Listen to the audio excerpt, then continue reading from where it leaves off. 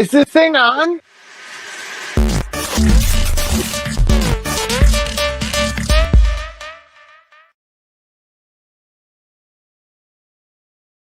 There's so much more to be aware of now with more formats and stuff going on. Gotta make sure that we're ready. Always be prepared. That I'm gonna do it. It's like looking around, making sure we're streaming on all the platforms and things. Everything's okay.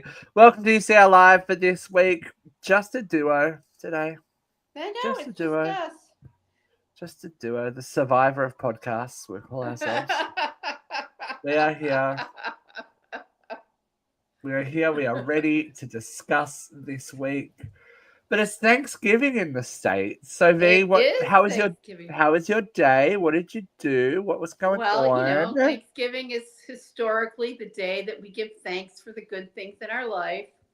The mythology is that when the Pilgrims landed on Plymouth Rock, they were starving, and the good Native Americans of the day brought this feast to them to keep them from starving. So we honor that. But after they honored that, they started slaughtering Indians and stealing their land. But hey, we won't go into that on today. But we traditionally honor that day with turkey and stuffing and all sorts of goodies and pies, and stuff ourselves to the teeth and get on with do all the good retail. But what did you do? What did you guys get up to? Hey, Dogsy. Hey, Joe. Well, as I said last week, Dia likes to think that she does the turkey better than anybody else, and I'm okay with that. She does a great turkey. She can get up at 5 and start it. Just to die on that hill, she can die on that hill, baby. I'm totally willing to grant her the turkey crown. It's all you, babe. Have at it. But I made a pumpkin cheesecake. I made a salted caramel apple pie. I made souffle, and I'm the gravy maker in the family. Oh, she makes the gravy. I make the gravy. People say it's hard, but it's never been hard to me. Especially if you just do it out of the box. Oh no, I don't do that. Oh no, I'm not. I'm not that kind of girl. She says, "I'm not that." Didn't you have pumpkin cheesecake and salted caramel apple pie? Yeah, that's overachieving. That's good on you. There's no gravy out of the box for me. I guess. But my niece made this fabulous sourdough bread today. She made a chili cheddar sourdough for dinner, and she made an apple nut sourdough with apple butter for dessert. There we go. Look at that. Becoming a little sourdough chef. See, it's because the COVID pandemic, everyone made sourdough. Remember when everyone was making folks? Remember when everyone had their sourdough starter during COVID? And they named them and made TikToks about them. Little Reginald and whoever else.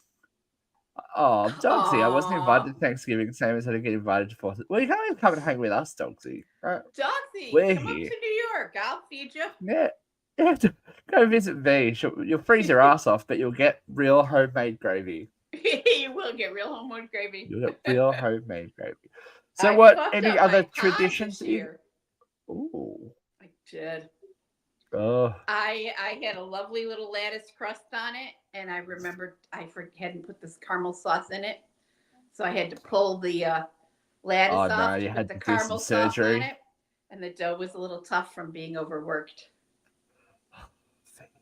I know.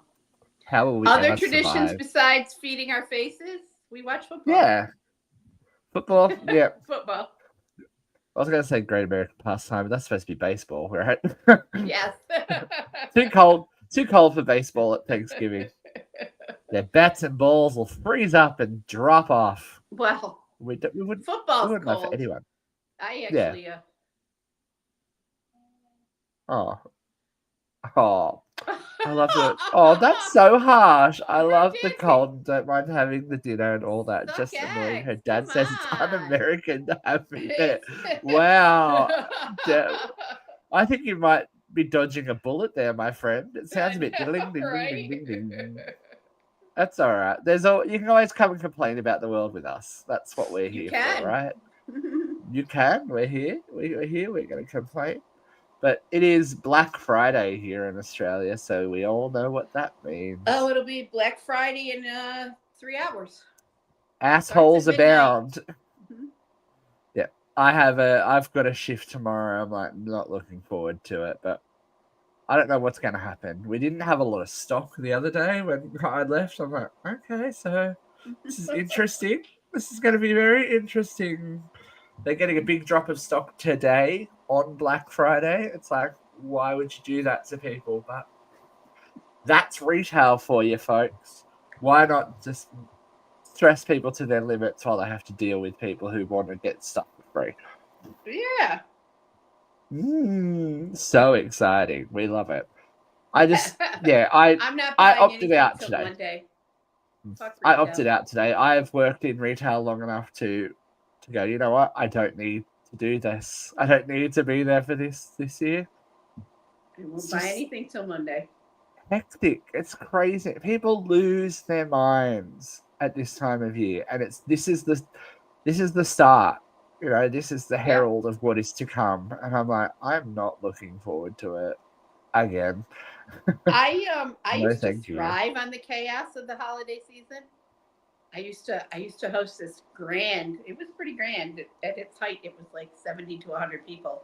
Christmas party on the Mm, 23rd of December every year, yeah, and we catered it ourselves. We had live pianist. Hello, penis a too. pianist who would play, Don't and threaten people us with would a good sing time. carols and Broadway tunes, and the party would go on until the wee hours. Oh, dear, Vera. Yes, but But I'm much you more can't be low key. bothered. Well, I we stopped because when Matthias entered college, it was a little cost prohibitive for Dia, and she didn't want to do it, and I didn't feel like Yeah, doing it alone, and so we yeah. just decided to put it on pause. And once we didn't do it, it was so much less stressful. It's like, yeah, we're not going back to that. Yeah, you're like, once you realize you don't have to do something, Yeah. what do you mean I don't have to do something Yeah, for you know other what? people? That's I loved throwing that crazy. Christmas party for 30 years, but the minute we stopped, I'm like, oh, this is what they mean about relaxing and enjoying the holiday. 100, yeah, I think that we do get swept up in that kind of thing, right? Mhm. Yep. We get so caught up in doing things and making sure everyone else has a great time and all that kind of stuff. And Yeah, you sit back and exactly. go, oh, it's supposed to be a happy time, a joyful time. You're Yeah. supposed to actually enjoy this. Right. I Dinner forgot. for seven is so much easier than dinner for 20, you know? I don't think I've ever been that big in. I don't think we've ever done that. Yeah, no, I don't think that's been my situation ever. 20, Well, that's a lot of people. that's a small gathering for an Italian family. I know. I'm aware. I'm aware. I'm aware. All right. Well, we should probably jump into it. We've got some things to Sure. talk about Let's this dive week. in. So let's start with this week. Hot load of hot topics. There we go. The ever shaking bosom of Ms. Katrina A. Johnson shimmies into the new year. Always keeps us on our toes.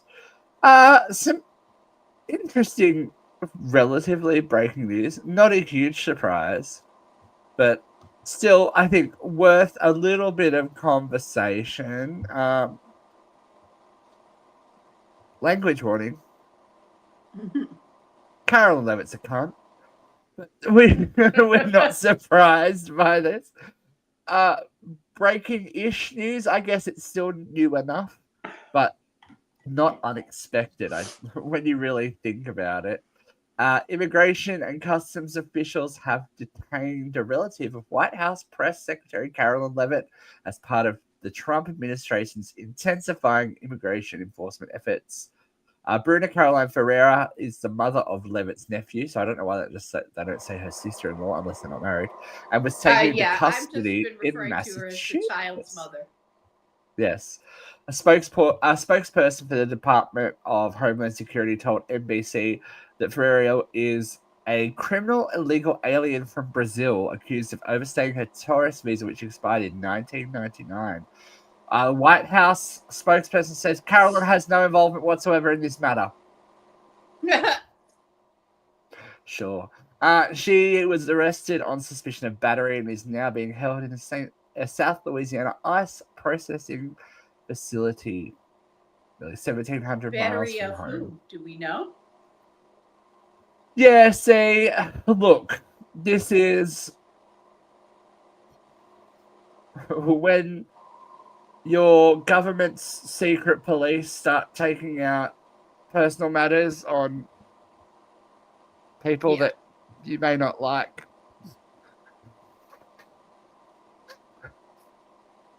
Smells a bit. It all feels a little bit, yes. You know, smells a little like that. Yes, But there is an unsubstantiated rumor, and I say that because I can't find it in a major news source, but I heard it from a very good friend who is usually fact checks very thoroughly before he says something. That Carolyn's brother turned the woman in himself. Custody dispute. Custody issues. And that perhaps is the source of the battery charge. You know? Yeah, see, this is the scary thing about all of this, when you can make personal issues federal and cause huge problems, not only for irreparable damage to the child. That child, I don't care if he's 2 or 20. I've not heard a thing about the child, but she is the mother of the child. You know, the child does exist. It is Carolyn's nephew. Scary though, like piss off the wrong people and look where you end up. That's surely not. I usually relish That's surely not what the founding fathers thought when they hopped on that little boat with their pimp shoes. Yeah.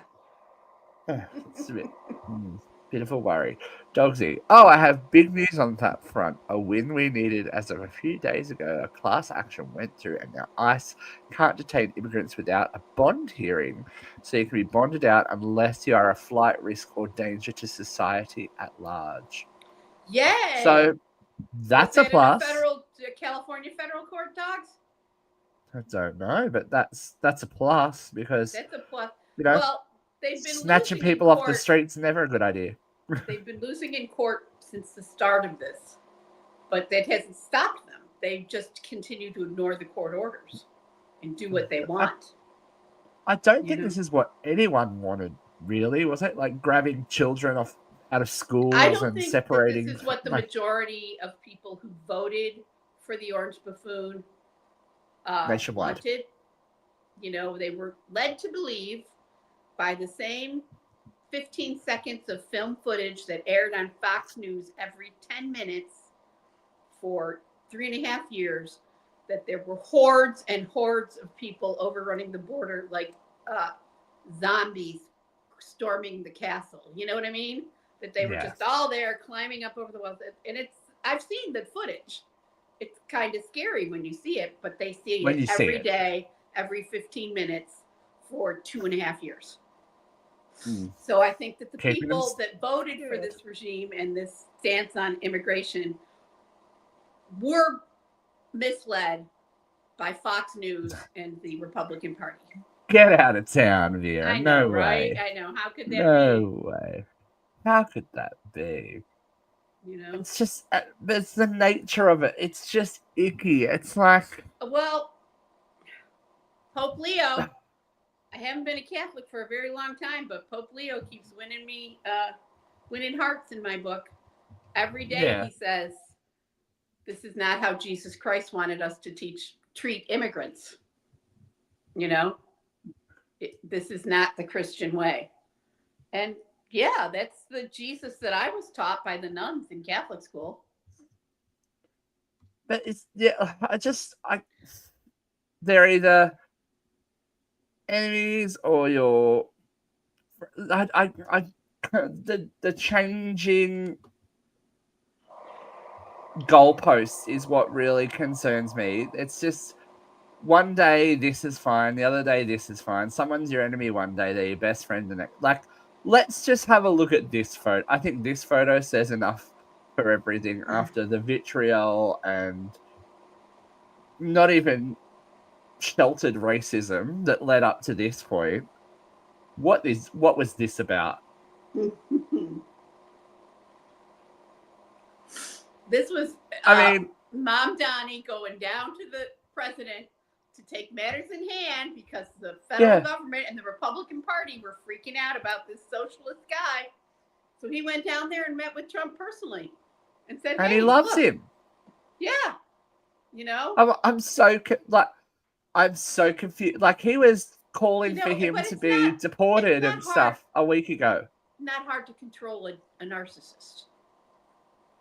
I mean, you can cajole them and make them, bat your eyes at them. And as long as you don't challenge them and make them feel like they're the best and make them feel like they have the power and they're going to be very happy with you, Yeah, So he went down there and he, let Trump feel that he had the upper hand and that Mondami was asking for favors and walked away the winner. I think it was a smart move on Mondami's part. But it's so ironic that we're talking about this so in-depthly when the root of the holiday today is that we immigrated to this continent and were received by the natives. And here we are, the strangers in a strange land who colonized this land we never owned or never bought. And now we're kicking out anybody else who wants to come to this land. Yeah, the irony is just so deep. Not lost. Oh, and thank you for liking the stream. We appreciate that. We appreciate it. Welcome. Welcome. But yeah, it's just that whole exchange kind of blew my mind a little bit. I'm like, wait, you wanted him gone, dead, like fired from a cannon into the sun a week ago.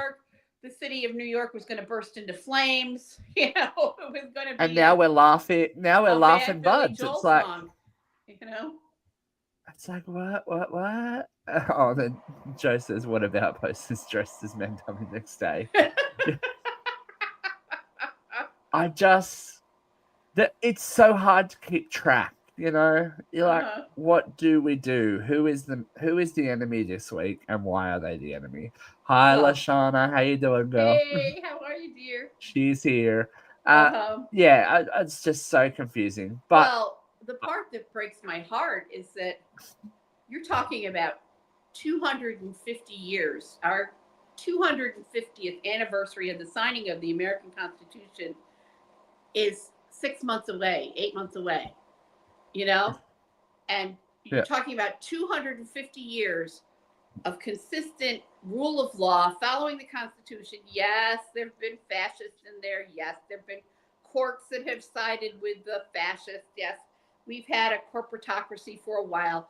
Yes, we've been flawed, but we did have a rule of law that the average person could access to protect them from corporate overreach and presidential overreach.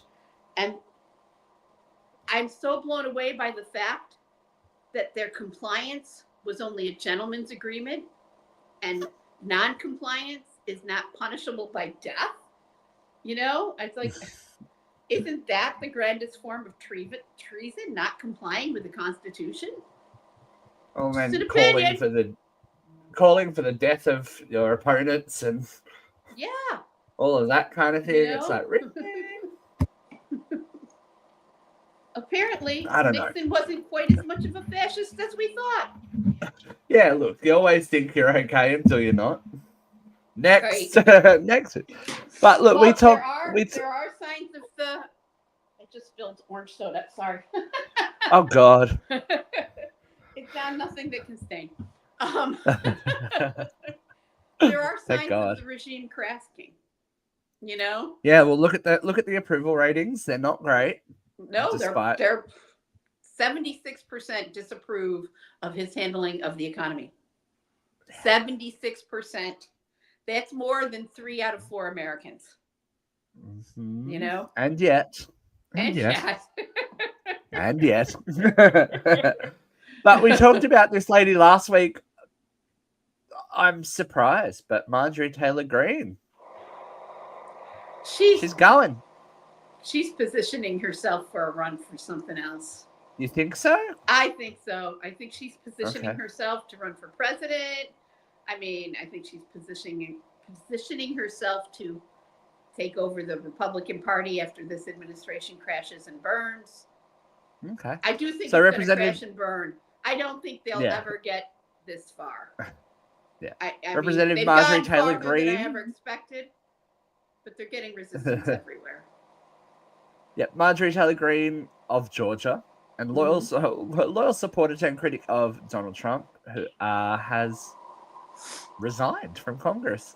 She posted a 10-minute video last week, literally a day or two after we talked about her on the show, saying that her sweet congressional district shouldn't have to endure hurtful and hateful primary against me by the president that we all fought for. I refuse to be a battered wife hoping it all goes away and gets better, she said. Seems like Marjorie Taylor Greene has drank the syrup of truth. Yeah, she's seeing things clearer. You know, we're an abused country at this point. Well, there you go. As Doxy said, I believe it when I see it. She already says she'll run in 2028.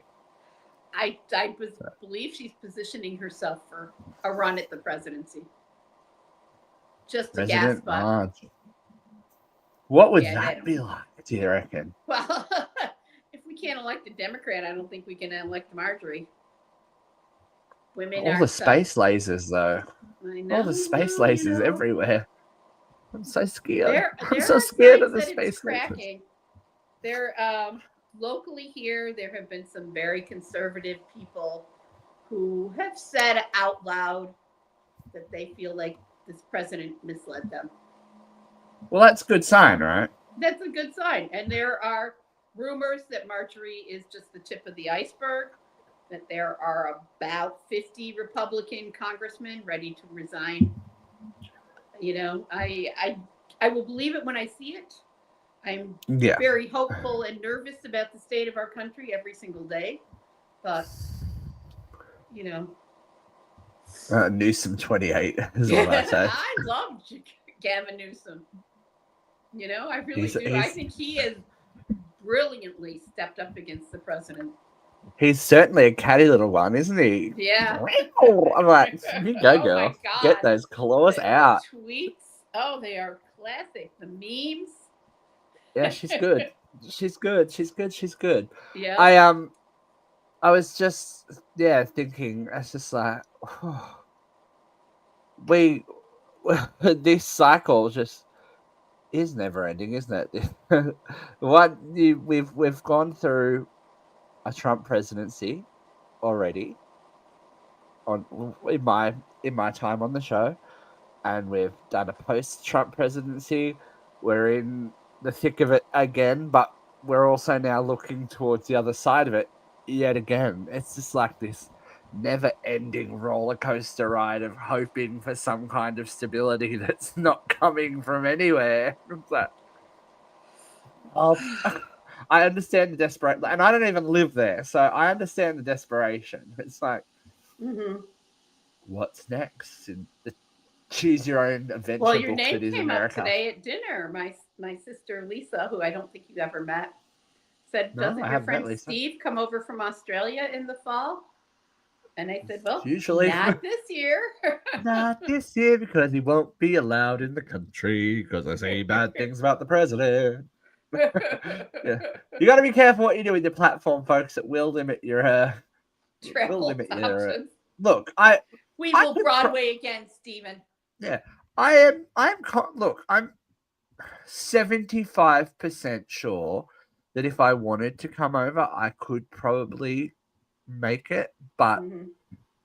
that other percentage, the stories that I've heard Yeah, are kind of for horrifying. people that don't have an internet presence, and not saying that our presence is huge and all encompassing and that millions of people are watching, but there are people without any presence that are getting their visas. Like I talked about it a couple of weeks ago.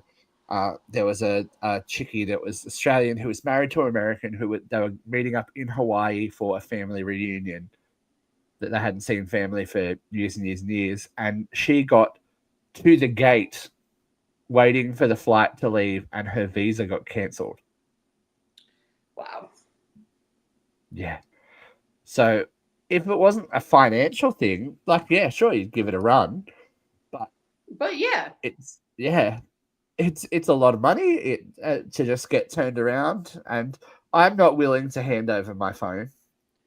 well, how many Americans have gone abroad and had their social media profiles Yeah. rifled through before they've arrived back home?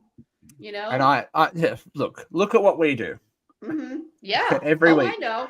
Like, so I have no doubt that it would be there, and the pre-screenings are more intense as well before the visa. So Right. and now we have to pay even more to come into the country. Right. It's so ridiculous. So we have to get a visa, and then we have to pay a tax or whatever it is now, but whatever, another $250. It's like, so ridiculous. Jeez, come on, people. I support the economy when I'm there. I know. I see shows. I do things. So does Brooke. Come on, Brooke right? was supporting our economy when she was here. Right. Dogsy, well, that's the thing. They've always had this power, and they have the power to download data off your phone without you even unlocking it. Yeah, and that's the scary thing. That's the scary thing. You know, I mean, I remain not that I have fairly anything confident interesting in on my phone. own obscurity, but yeah, they could come knocking on my door. Yeah, it is what it is, and sometimes you just got to calculate the risk. It's just like, I don't want to, and I'm also a person that doesn't want to promise things and not deliver. Right. That bunches my shorts. What about a bit of happy news? Bit of exciting happy let's news. go for it. Robert Irwin has won Dancing with the Stars US 10 years after his sister completed the same feat. Yes. Now, I don't know did you see any of Robert's offerings, V? I don't always catch it. It's on Tuesday nights here, and Tuesday nights Sometimes is we're often working. a show night for us. Sometimes we're working. Sometimes we're working. So I don't catch it routinely, but I always do try to catch it because I do enjoy Dancing with the Stars. Definitely his first week offering was pretty fantastic. And you knew from that first week, the judges' comments, that he was well on his way to being in the finals. You can't guarantee who's going to win. The biggest thing for everyone is that he has performed at such a high level for the entire competition and not really received marks that reflect that. But my theory was that he was always going, like, I think that as soon as they saw him, they're like, he's going to get to the final. So you can't give him a golden run because what kind of TV is that? There was one night that I watched it, and it was Prince night. And 3 different couples did the Paso Doble to Prince songs. Yeah. And in the other 2 couples, both of the male dancers were the professionals. And it's hard to lead. It's so much really hard, as if he was the professional as well. It's like you can't expect him to go up against Maxim Chermakowski and who was the other guy? Mark Ballas. And be like, yeah, I'm a professional. Because leading that kind of thing takes a confidence that is hard to muster up in however many days, hours that they do this. The turnaround is ridiculous for that show. To learn a whole new style. You get 15 hours off and then you have to start a new week. Yeah. But I think you would enjoy, they did they did Oz Week for Wicked, and he and Whitney performed Dancing Through Life. It was Yeah. professional musical theater level stuff. Like Yeah. it was just like the movie. They were sliding around on books, turning, jumping, Yeah. throwing each other in the air. It was ridiculous. And then I watched his final performance, and you can't really tell who the amateur is in that Right. group. It's just astounding. Such a You such knew a from week one, well-earned though, he was going victory. to finish well. Yeah. And Yeah. I think everyone loves the Irwins. A lot of people find them a little bit kooky and media trained and all of the above. But they are such They are such Kardashians. well-intentioned people. Excuse me. What they're doing isn't hurting anyone. Their main message is conservation. Mhm. Both he and Bindi, stunning dancers. And then he also hosts a show over here with the Australian version of I'm a Celebrity, Get Me Out of Here. So he's popular over here as that. Yeah, I really like Robert, and it doesn't hurt that he is matured into quite a good-looking young man either. Yes.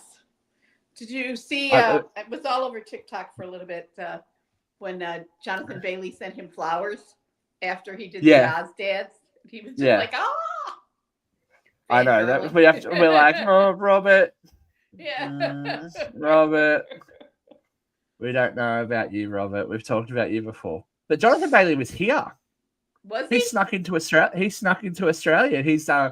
He went to the TikTok Awards here in Australia and went to a premiere just showed up in his civvies to a premiere of Wicked for Good, and spotted out clubbing, hitting the gay bars in Sydney. So nice. He's having a good time while he's here. Imagine running into Jonathan Bailey out of nowhere. I do quite frequently imagine it. Vera needs her cardigan made of her woolen sex cardigan made from the remnants of whatever in the bushes. It's I'm just not that girl. For those of you that didn't watch, Vera and I did talk about Wicked for Good this week on assigned seating. So if you want to go back and have a look, we had a good little conversation. Did you see the art that I did, V? Well, I did. No, I don't think I did. You want to see it? Sure. This is the cover art for that episode. I love it. They're watching. I love AI. Come on, you gotta love AI. I do. Sometimes it just works. I will forever be crushed that all those little woodland creatures were not jumping on trampolines. Look, see, I am. Yeah, he is very. He's very cute. He is very cute, and yeah, sorry, Ant and Dec aren't a thing here in Australia. Dogsy, he's clinging to his Britishness. Ant and Dec hosts the British version of. She's throwing soda. She's knocking the camera. She's killing things over there. Yeah, I spilled my soda. I'm having a time. Well, you're not having a bad a time as Tara Reid. Oh, she doesn't like living in Russia. Oh my God! This is still in Russia? This is here. This is here. This is in your backyard. She was. Let's see how the article put it, so I don't speak facetiously. Actress Tara Reid has spoken out, alleging that she was drugged, quote unquote, after a video of her unconscious in a hotel lobby was made public. The American Pie star appeared distressed and spoke incoherently as several people, at least 4 from the video, tried to assist her into a wheelchair in a hotel just outside of Chicago on Sunday. The 50-year-old was visibly dazed as she was wheeled through the lobby by security, slipping out of the wheelchair numerous times in distressing scenes. Reid alleges her drink was spiked at the hotel bar. The actress insists she only had 1 drink on the night and claimed that staff at the hospital told her she was quote unquote drugged. Reid has now filed a police report to determine what happened on the night. Apparently, she was also the people that have the footage and gave it to TMZ said she was standing around screaming, "Don't you know who I am? I'm a movie star." Oh, I do believe Whoops. I thought she had moved to Russia. I thought she had decided that Well, Putin she's back. was a far better leader than Biden, and she was going, and darn the luck. She's back. But I also do think she exhibits signs of mental health issues and has for quite substance some time. abuse. And substance abuse is a mental health issue. I think, look, I have had my drink spiked before. Mm-hmm. You know, it has happened to me. I've had to be carried out of a venue down a flight of stairs, and you know, it was a very. She said that she woke up in the hospital. She remembers having the drink, and the next thing she remembers is waking up in the hospital, which is not dissimilar to what I have, like little glimpses of what happened, and mine just happened to be that I bought 5 drinks at it back in the day. Back in the early 2000s, when you could buy 5 drinks at a time and be like, grog monster. And I left them sitting on a table behind us while we danced. Well, so rookie era. I came of age at a time where there was a bar in Syracuse that had 4 for 1 ladies' night. 4 for 1. Yeah. That's good. That's scary when you think about the young women that were probably taken advantage of. Right. What did they put? Yeah. Look, yeah, it was interesting. Like, I remember drinking I think it was maybe the 3rd drink, and I was dancing, and then all of a sudden I went, something's not right. And then it was like, whoop, chicken boom. And luckily it got out of my system I reacted quite violently to it, let's just say. Yeah. Was throwing up into the Newcastle Harbour very quickly afterwards, which is probably the best thing to happen, you know. You want it out of you as soon as possible so it doesn't do any damage. But it was interesting. And then those couple of days afterwards were a little bit sketchy, but it's definitely a thing that happens. But it's sad for Tara that I think people are going to question it because of her track record. You know, something genuinely horrible could have happened to her, but she does have a history of substance abuse and poor behavior in public. And it's hard to separate that sometimes, but you always want to believe victims that this stuff happens to. Dogsy says, I don't think I've been into a bar and bought more than 1 drink. They never check inside your pocket for the full-size bottle of gin. Oh, Dogsy. I must say, I had the last night that I was in Auburn was a very interesting night as well.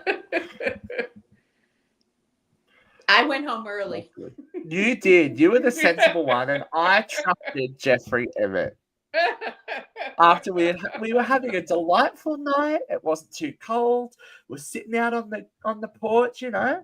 Yeah. It was lovely night. You, me, Dia, and Jeff being adults and just sitting and having the deep conversations that we do, and sipping a little wine. Sipping, you know, other things, but that's legal there, so it's okay. And then goodbye, Dia. Goodbye, Dia. I'll see you tomorrow, V. We're going to go to New York. It's going to be amazing.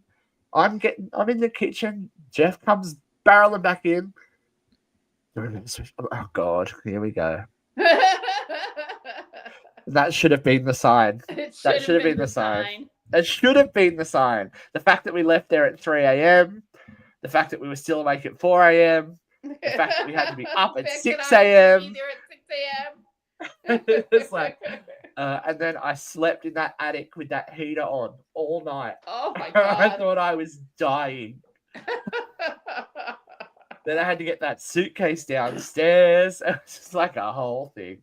But we made it. We made it to New York. We had a great time. That was self-inflicted. And then we met with Katrina. It was lovely. Time. It was a very dramatic time. All right. Big questions. I've got a view from here for you, V. Okay. I know. Look at me. Where's the thing?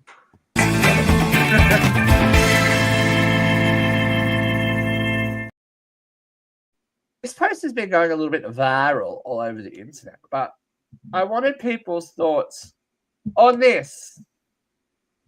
Those of us watching, for listening, what not watching, it's an Applebee's receipt that says, "Sorry, no tip. I got bills and child support." Fuck you! Don't go out to dinner. Right? Okay. So now, if you've got so many bills and so much child support, buy a couple of boxes of macaroni and feed your fucking self. right. And because when you investigate that bill a little bit further, you will see that it is one person and it is $45, nearly $50 worth of whatever that they purchased for themselves as a solo diner at an Applebee's. So come on, not the highest caliber, but we can see why your possible. wife left you. I kind of agree. I think that money is probably better spent elsewhere. And I'm not saying that people of a low income shouldn't have nice things or all I'm that not kind saying of that stuff. either. That's not it at all. Are but going you don't out to dinner, anticipate that you need to tip because that is the standard in this country. Servers get paid a lower minimum wage, and it hasn't been adjusted since the 70s. I believe it's $2.85 an hour. If they don't have tips, there is not a soul on this planet who can live on $2.85 an hour. Well, maybe on the planet, but not in this country. You know, I but was even brought up, yeah, we didn't dine out a lot when I was a kid. But when my parents split, my mom remarried, and my stepfather, Sam, was adamant that when you go to a restaurant, if you don't have money, then you eat less and tip more because the servers are working hard. You know, and that's how I was raised. I love that. I think that's great. If you don't have money, then you eat less and tip more. You know, I'm not saying don't go out to eat. God knows that's not what I'm saying. I think that if somebody wants to spend their food stamps on birthday cake for a special birthday or a steak for a special birthday, that's none of my freaking business. You know? And if this man genuinely has bills to pay, I'm sorry for him. But you don't take that out on the person who just waited on you for an hour and a half. You know? Right. And it's part of that icky caste system kind of thing where because someone's serving you, they're lesser than. It's oh yeah, it's gross. It's gross. And I was a waiter for a long ass time. Like I've been in there. Service after college. Well, I was even, you know, though I worked here in Australia, it wasn't the greatest money in the world. So when somebody tipped you, it helps. As stupid as it sounds, every little bit helps. And if you are giving somebody exceptional service, then you deserve to be compensated / rewarded for it. I've walked out of places with hundreds of dollars at the end of the night because I was good at my job, you know? And I think that's if people are good at their job, they should be rewarded for it. And this is a big thing that I said in the comments. We've also got to realize that a lot of these places where people work, they have to split those tips between busboys and dish people and the back of house. Yep. I don't agree with that either, though. Like, if you want to tip those people, you should tip those people. It depends on the restaurant structure. If the back of house, if the front of house, if they're all making $2.85, then yeah, you should split tips. But if the front of house and the back of house are making minimum wage, then maybe not.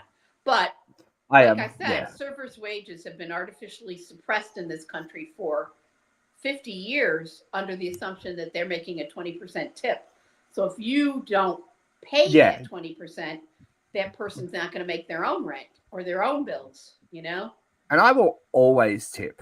Even here in Australia, I will always tip if the service is good.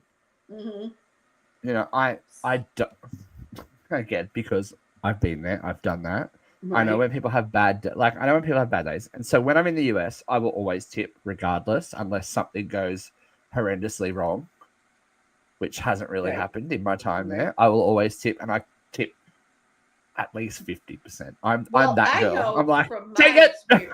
I know from my experience in restaurants that half the time when things go seriously wrong, it's not the server's fault. It's the kitchen got picked up. It's the kitchen screwed up the order. It's the kitchen got out of sync and the order got shit. Or another waitress picked up your steak, and even though they put it in after, that kind of stuff happens all the time in a restaurant. Yeah, I will always just throw an obscene amount of money at people. Coming from a non-tipping culture, I'm all in favor of servers getting a minimum wage that rises with inflation. But till that happens, when I'm in a pine box, I will tip 45%. Don't matter how much I eat or on salary or not. Yeah, I agree.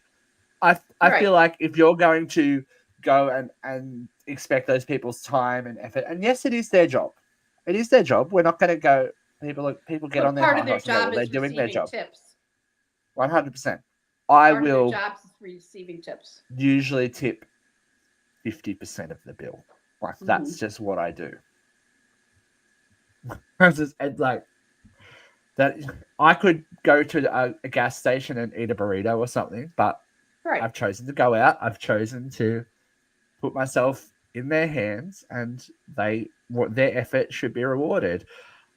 I think that the people that have a problem with this are usually the people that have never worked in the industry. Yes, and there are also people that were raised in a restaurant. Well, not in a restaurant, but in the culture, in a restaurant culture. One of the people that I worked for was the Mazzio family here in town, and Dorothea Mazzio very famously said, "You don't teach your children how to behave in a restaurant when they're teenagers. That kind of socialization starts when they are children, and you have to teach them." We had this conversation when we talked about raising kids a couple of weeks ago when Dia was a guest on the round table. That environment is a great testing ground / proving ground for societal interaction and understanding that you do need to use your voice, like I said, of my experience, that everyone has a job and that you need to treat people professionally. You need to act accordingly in a social setting that dictates it.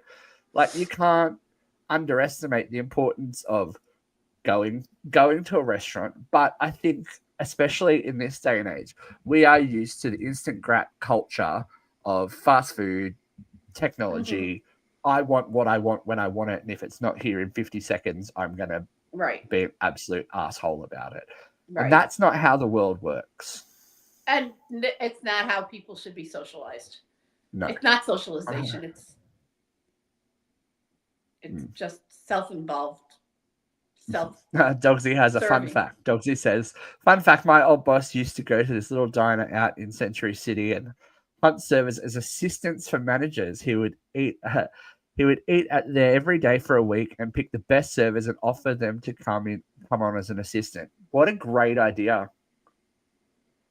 Yeah. What a great idea. Agree. Because if somebody's willing to work hard for you at that minimum wage and make sure that you're having a good experience and that you're looked after, that speaks volumes for their... It takes time management. It takes a lot of skill to be a good server.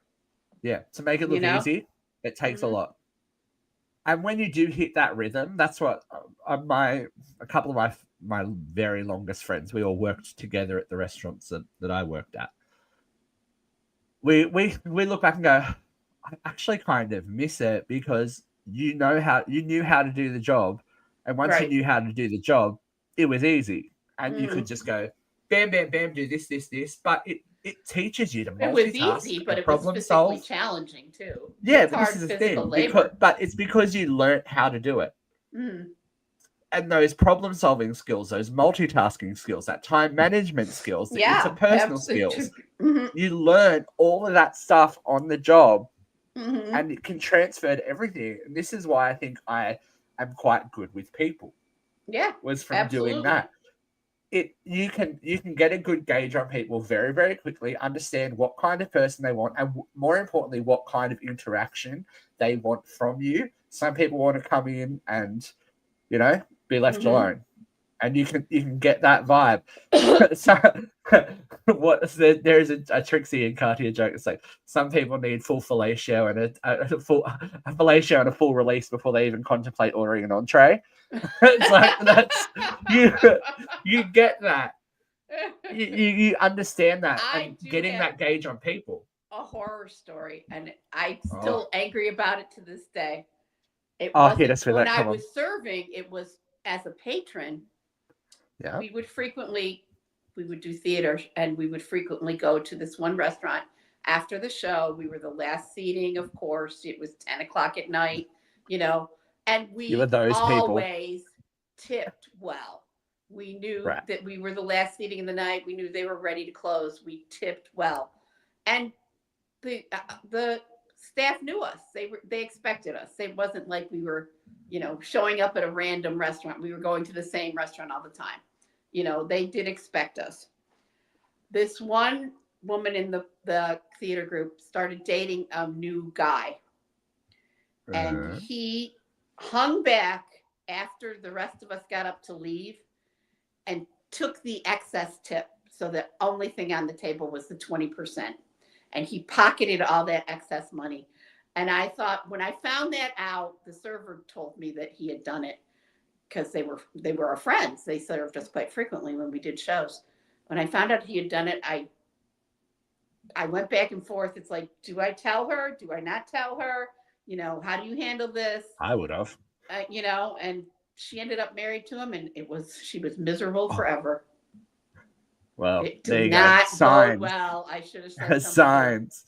Yeah, it was a Yeah, sign. you get a good gauge Yeah. on people. Look at Yeah. Dogsy's comment. I love those people he brought in. I'd ask them to get something from records for me, and it'd be on the desk before I was.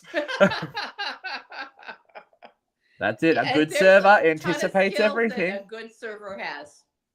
100%. Yeah. 100%. Well, a skill that our friend Vera has is getting quite hot and bothered, and she's going to be hot and bothered about professions again this week. Yes, got a good through line. We're coming at it again. Got a good through line this week, V. Okay, ladies and gentlemen, Steve, it is like that you were a time. professional. I know, right? It's time for Vera Van.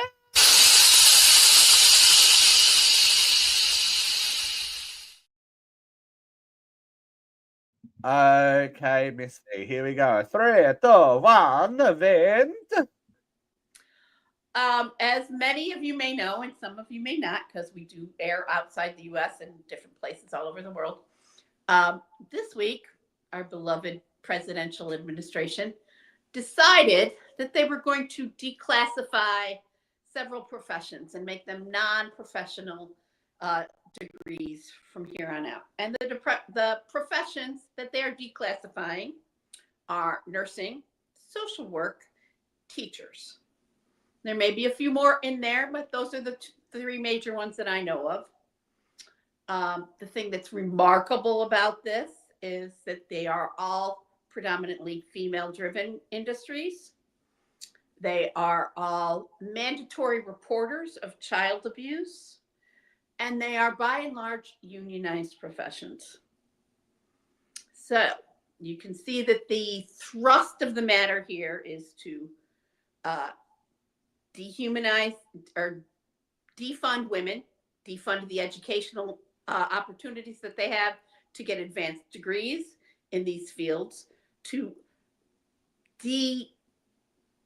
devalue all of these professions so that they're not making a living wage anymore, to go back to the days when women were underpaid and it was more lucrative to be married and pumping out babies. And the woman who wrote this particular part of the Project 2025 agenda did state very clearly in her penmanship or her essay that the purpose of this was to make women more likely to have children and to continue to further the white supremacy and have white babies, which is icky and gross all by itself. But there are darker horses here, darker forces as well. By declassifying these professions, you limit the amount of pay that they're going to get. You eliminate the amount of funding that helps them access education.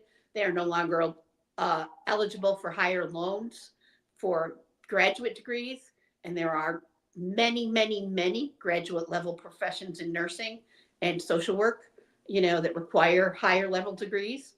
And in education, it's just devaluing and declassifying female driven professions that are mandatory reporters, and intentionally taking away their bargaining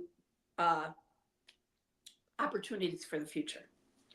But I got to tell you, nursing has been self-regulating since the days of Clara Barton. We have set our own standards. We do not need the federal government to set standards for us. And we have always been professional.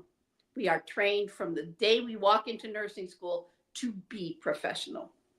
And if you don't believe it, you better hope on your dying day that when the nurse walks in to do a procedure, she's a professional.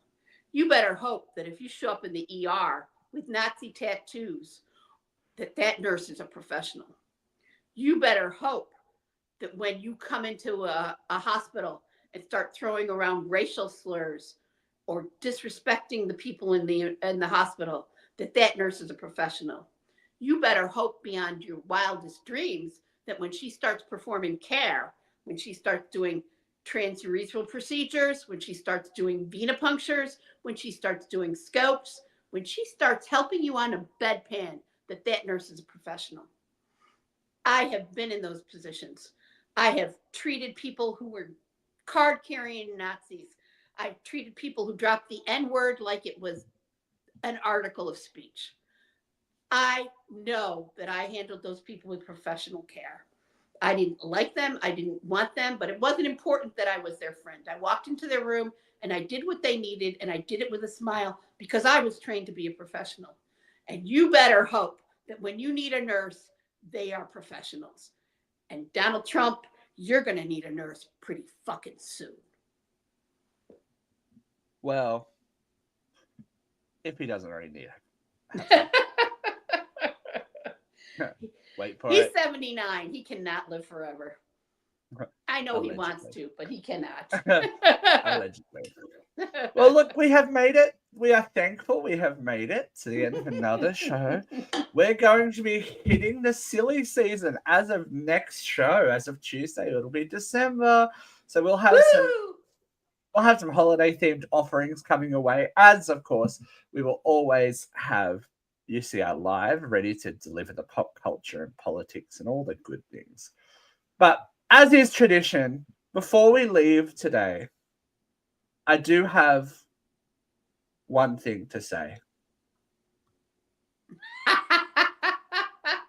Wait! We cannot break bread with you. You have taken the land which is rightfully ours. Years from now, my people will be forced to live in mobile homes on reservations. Your people will wear cardigans and drink highballs. We will sell our bracelets by the roadside, and you will play golf and eat hors d'oeuvres. My people will have pain and degradation. Your people will have stick shifts. The gods of my time have spoken. They said, do not trust the pilgrims, especially Sarah Miller. And for all of these reasons, I've decided to scalp you and burn your village to the ground. Happy Thanksgiving, y'all. Next week. Bye. Bye.